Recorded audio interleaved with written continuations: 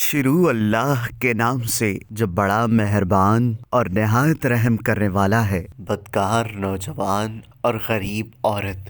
دوستو، اس ویڈیو میں آگے بڑھنے سے پہلے اگر آپ لوگوں نے ابھی تک ہماری یوٹیوب چینل عورت ہب کو سبسکرائب نہیں کیا تو اس چینل کو سبسکرائب کر لیں اور ساتھ ہی لگے بیل آئیکن کو بھی پریس کر دیں تاکہ تواتر کے ساتھ ہماری ویڈیوز آپ تک پہنچتی رہیں۔ دوستو، ایک نوجوان نہایت بدکار تھا، لیکن جب وہ کسی گناہ کا ارتکاب کرتا اس کو کاپی میں نوٹ کر لیتا تھا۔ ایک دفعہ کا ذکر ہے، ایک عورت نہایت غریب، اس کے بچے 3 دن سے بھوکے تھے۔ وہ اپنے بچوں کی پریشانی برداشت نہ کر سکی تو اس نے اپنے پڑوسی سے ایک عمدہ ریشم کا جوڑا ادھار لے لیا۔ وہ اسے پہن کر نکلی تو اس نوجوان نے اسے دیکھ کر اپنے پاس بلایا۔ جب اس کے ساتھ بدکاری کا ارادہ کیا تو وہ عورت روتے ہوئے تڑپنے لگی اور کہا، میں فحاشہ یا زینہ نہیں ہوں، میں بچوں کی پریشانی کی وجہ سے اس طرح نکلی ہوں۔ جب تم نے مجھے بلایا تو خیر کی امید ہوئی۔ اس نوجوان نے اسے کافی درہم دیے اور رونے لگا اور گھر آ کر اپنی والدہ کو پورا قصہ سنایا۔